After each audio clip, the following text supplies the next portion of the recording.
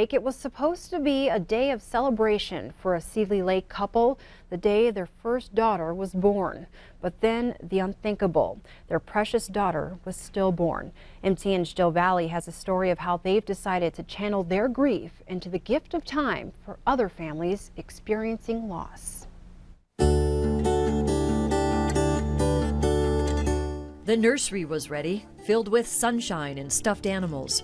Her name was on the wall. Little outfits hung neatly in the closet.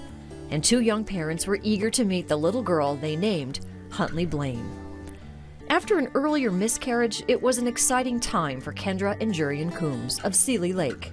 We finally got to hear her heartbeat and her, see her on the ultrasound, and we got excited.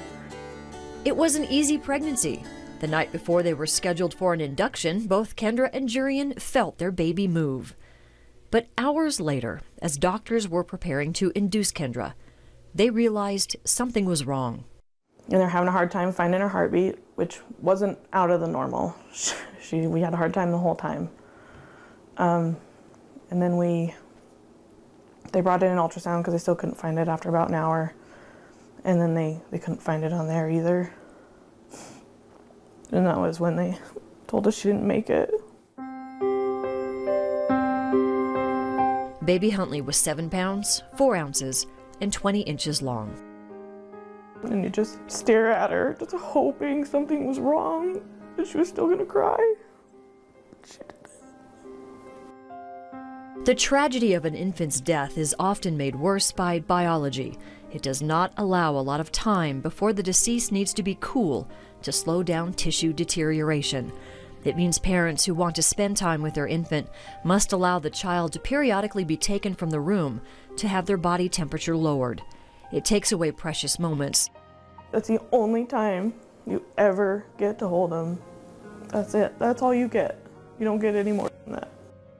Kendra and Jurian are honoring their daughter Huntley in a brave and beautiful way. They have opened up a GoFundMe account to raise money to buy a cuddle cot to donate to St. Patrick Hospital in Missoula. A cuddle cot allows grieving parents more precious time to say goodbye to the baby they lost.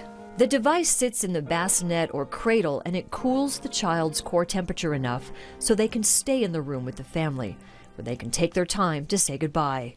St. Patrick Hospital currently doesn't have a cuddle cot, and Kendra says by donating one, she is giving other parents the precious gift of time.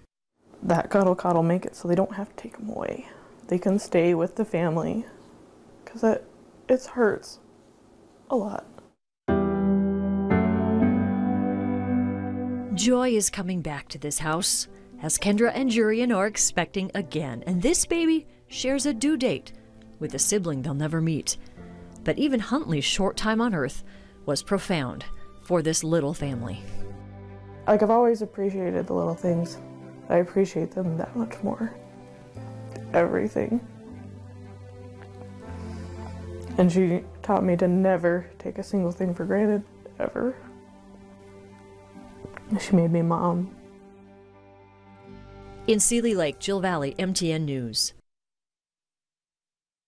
And Jill tells us the cuddle cots cost about $3,000. The Combs set up a GoFundMe account and another at Missoula Federal Credit to raise money to buy one for St. Patrick Hospital.